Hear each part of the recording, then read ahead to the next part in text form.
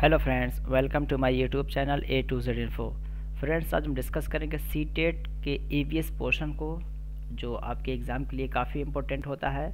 CTET paper 1 जो होता है उसमें EVS के 30 क्वेश्चंस आते हैं और वो आपके जो सीटेट का जो सिलेबस है, कह सकते हैं CBSE बोर्ड की जो बुक है उसकी टेक्स्ट बुक है, वही से क्वेश्चन बनते हैं। तो ये आपका जो CBSE बुक की जो 5th क्लास है, यहाँ से बहुत सारे क्वेश्चंस बनते हैं। इसमें आपके 22 चैप्टर्स हैं। इन सभी चैप्टर का समराइज़ करके इस पे जितने क्वेश्चंस बन सकते हैं सारे का क्वेश्चन मैं डाल दिया, और साथ ही साथ इनका सब्जेक्टिव भी आपको मिल जाएगा। पूरा सब्जेक्टिव नहीं है, लेकिन जो इम्पोर्टेंट है, जहाँ से आपको इंडिकेशन मिल सकता है, उन सारे चैप्टर्स को मैं थोड़ा थोड़ा करके सारे क्वेश्चन सेशन से पहले डाल रखा हूँ। तो ये पूरा सेशन देखने के लिए, पूरा सेशन को पढ़ने के लिए आप डिस्क्रिप्शन बॉक्स में इसका रीडेबल PDF लिंक मिल जाएगा। आप इसे पढ़ सकते हैं या डायरेक्टली आप मेरे टेलीग्राम से ज्वाइन हो सकते हैं। डिस्क्रिप्शन बॉक्स में टेलीग्राम लिंक है, वहाँ पे मैं पूरा PDF जो है आपका नियर अबाउट 50 पेजेस का है, मैं शेयर कर दूँगा। वहाँ से भी आप पढ़ के अपनी तैयारी कर सकते हैं, बिल्कुल 30 आउट ऑफ 30 का स्कोर करके, क्योंकि सिलेबस को कवर किया गया। अगर आप इसे पढ़ते हैं तो 30 out of 30।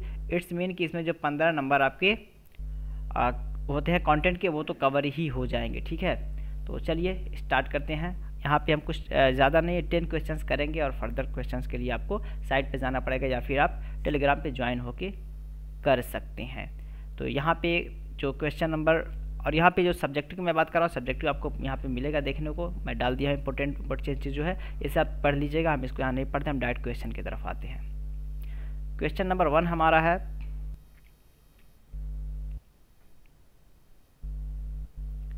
Question number, ants move in a line because of their sense of.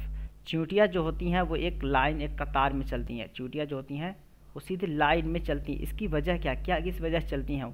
Site यानी देख करके, स्मेल महक से, टेस्ट से, या हेयरिंग या सुन करके। किस वजह से चींटियों की जो लाइन होती है, ठीक है, वो टूटती नहीं है? तो ये बिल्कुल एक तरह का स्मेल जो है, चींटियाँ जो आगे जाती हैं वो अपना स्मेल छोड़ जाती हैं, जिसकी वजह से वो उसी स्मेल को मतलब परखते हुए वो आगे बढ़ती हैं। तो स्मेल इसका राइट आंसर हो जाएगा। देख कर नहीं, और टेस्ट करके नहीं, या फिर हेयरिंग करके नहीं, स्मेल के थ्रू वो लाइन में बनी रहती हैं। नेक्स्ट क्वेश्चन की तरफ चलेंगे। इसी से रिलेटेड एक क्वेश्चन और बनता है, थोड़ा सा घुमा करके, कि वो क्या है, ants leave behind a dash when they move. अब देखिए, चींटियाँ जब जाती हैं, ठीक है, तो अपने पीछे क्या चीज़ें वो छोड़ जाती हैं? वाटर, पानी छोड़ जाती हैं, स्मेल, खुशबू, ब्लड, खून, नन, या कोई नहीं। तो क्या चीज़ें छोड़ जाती हैं? तो बिल्कुल वो स्मेल छोड़ जाती हैं, जिसकी वजह से दूसरी चींटियाँ आके उनको पता चल जाता है कि हमारे ग्रोह की जो चींटियाँ हैं किधर गई हैं। इस वजह से वो उस लाइन पे चल रही थी। तो स्मेल, चींटियाँ जो आगे जाती हैं वो स्मेल छोड़ती हैं, जिसकी वजह से दूसरी चींटियाँ उनके साथ हो लेती हैं। तो ये आपका बिल्कुल सही हो जाएगा। ये बिल्कुल आपका अगर देखेंगे तो सुपर सेंस के बेस पे ये काम करता है। ठीक है, 6 सेंसेस जो आपके हैं, जो 6 सेंसेस है उस बेस पे ये काम करता है। तो बच्चों के अंदर सेंस डेवलप करने के लिए सुनना, मतलब जो सेंसेस हैं, किसी चीज़ को चख के बताना, टच करके बताना, ठीक है, फील करके बताना, सुन करके बताना, देख करके बताना, जो सेंसेस हैं इसके बारे में से बताया गया। तो चींटियों का यहाँ पे एग्जाम्पल दिया गया, ताकि ये पता चले एक तरह का कि लोग कैसे चीज़ों को जानते हैं। नेक्स्ट क्वेश्चन की तरफ चलेंगे। नेक्स्ट हमारा क्वेश्चन है, question number 3, dogs mark there areas by. यानी कुत्ते जो होते हैं, कुत्तों का जो एरिया होता है ना, वो एक तरह का लिमिट होता है। मान लेती है कोई एक विलेज है और इसके बाद कोई दूसरा विलेज है, यहाँ पे एक डॉग है और ये डॉग आपका इस एरिया में आके इंटर कर जाता है। तो इस डॉग को कैसे पता चलता है, ये पूछा जा रहा है कि दूसरे इलाके का जो डॉग होता है वो दूसरे इलाके में चला जाए तो कैसे उसको वो पहचान पाता है। तो ये उसका जो यूरिन होता है, ठीक है, उसका जो यहाँ पे ऑप्शन दिया गया, यूरिनिटी के ज़रिया या फिर बार्किंग के ज़रिया, यानी भौंकने से, यूरिनेटिंग एंड बार्किंग, ठीक है, या फिर नन। तो यहाँ पे देखिए, अगर बार्किंग से तो पहचान ही जाता है, हर कुत्ता अपने मोहल्ले के कुत्ते को बार्किंग मतलब भौंक से पहचान जाता है। और साथ ही साथ यूरिन, अगर भौंक नहीं रहा है तो अगर वो यूरिन करेगा उसके इलाके में आकर के, तो उस यूरिन से भी वो पहचान जाता है। तो यहाँ पे आपका जो C है बिल्कुल सही हो जाएगा। यहाँ पे आंसर भी लगा हुआ है, लगा दिया था मैं। ठीक है, चलिए नेक्स्ट चलते हैं, क्वेश्चन नंबर 4। और इस तरह के सारे आंसर आपको मिल जाएंगे, सॉल्व किया हुआ आंसर मैं वहाँ पे दे दूंगा, आपको बिल्कुल आसानी होगी पढ़ने में। क्वेश्चन नंबर 4 की तरफ आते हैं। Silk worm can find its female by its. जो रेशमी कीड़े जो होते हैं वो अपने फीमेल को कैसे वो लोग पाते हैं या कैसे अंदाज़ा लगा पाते हैं कि उनकी फीमेल कहाँ पे है। तो यहाँ पे स्मेल है, साउंड है, कलर, ऑल ऑफ दीज। तो यहाँ पे साउंड और कलर का कोई कॉम्बिनेशन नहीं है बल्कि स्मेल, ठीक है। तो ये स्मेल का बहुत ज़्यादा रोल होता है जो विजिबल नहीं होता, सिर्फ हम उसको फील कर सकते हैं। तो उसके थ्रू जो है सिल्क वर्म अपने फीमेल को पा लेते हैं कि वो कहाँ पे है। तो यहाँ पे ये जो इसका सही जवाब हो जाएगा। नेक्स्ट क्वेश्चन की तरफ चलेंगे। नेक्स्ट हमारा क्वेश्चन नंबर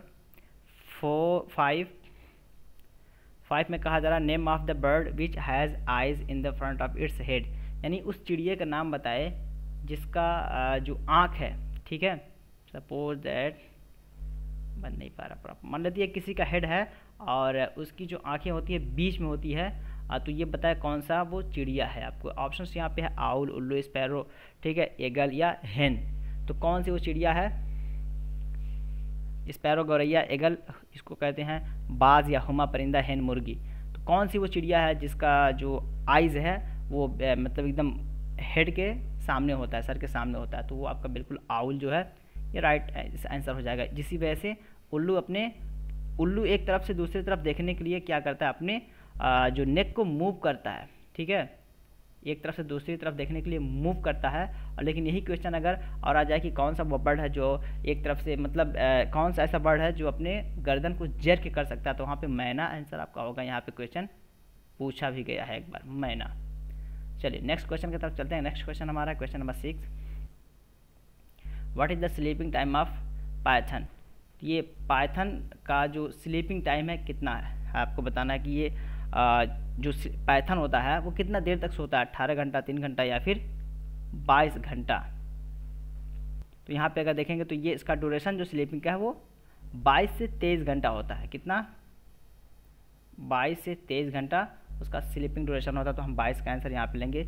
इससे रिलेटेड कोई 23 का नहीं है, तो 24 से ज़्यादा हो जाएगा। तो 22 से 23 ही उसका ड्यूरेशन है, ठीक है। तो 1 से 2 घंटा वो जागता है, तो ये उसका आंसर हो जाएगा। नेक्स्ट क्वेश्चन की तरफ चलेंगे। नेक्स्ट हमारा क्वेश्चन नंबर 7। क्वेश्चन नंबर 7 में कहा जा रहा है how many times a tiger can see better than us at night, यानी एक टाइगर जो होता है, चीता होता है, वो रात में हमारे देखने से कितना गुना ज़्यादा वो देख सकता है। मान लेते हैं कि हम रात में अगर 1 किलोमीटर देख रहे हैं, हमारी आई साइट 1 किलोमीटर है, तो टाइगर कितना देख सकता है? तो टाइगर बिल्कुल 6 गुना ज़्यादा देख सकता है। हमारे देखने से टाइगर की जो विजिबिलिटी पावर होती है, आई साइट होती है, वो 6 गुना ज़्यादा होती है, 6 टाइम्स मोर देन ह्यूमन। तो ये आपका बिल्कुल यहाँ पे सही हो जाएगा, 6 गुना। नेक्स्ट क्वेश्चन की तरफ चलेंगे। नेक्स्ट हमारा है क्वेश्चन नंबर 8।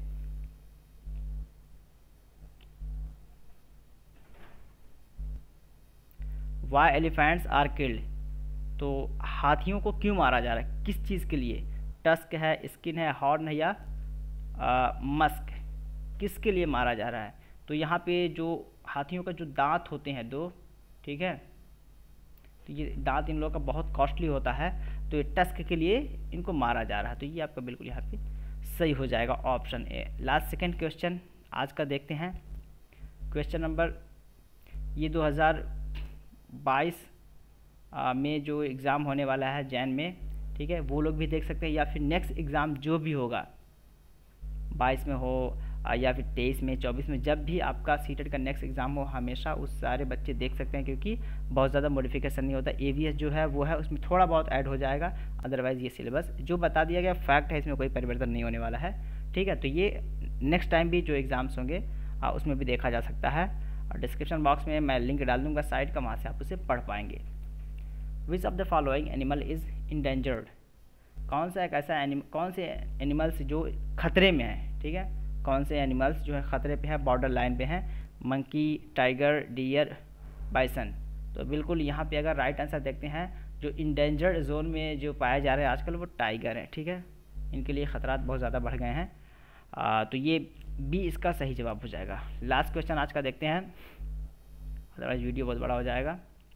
और उसके बाद नेक्स्ट 4 मार्क्स पे भी क्वेश्चन आपको मिलेंगे, ठीक है, तो वो आप लोग वहाँ पढ़ लीजिएगा टेलीग्राम पे या फिर साइट पे जाके, डिस्क्रिप्शन बॉक्स में लिंक मिल जाएगा रीडेबल पीडीएफ का। नेक्स्ट देखते हैं last of today, what is our national animal, most easy question, ठीक है।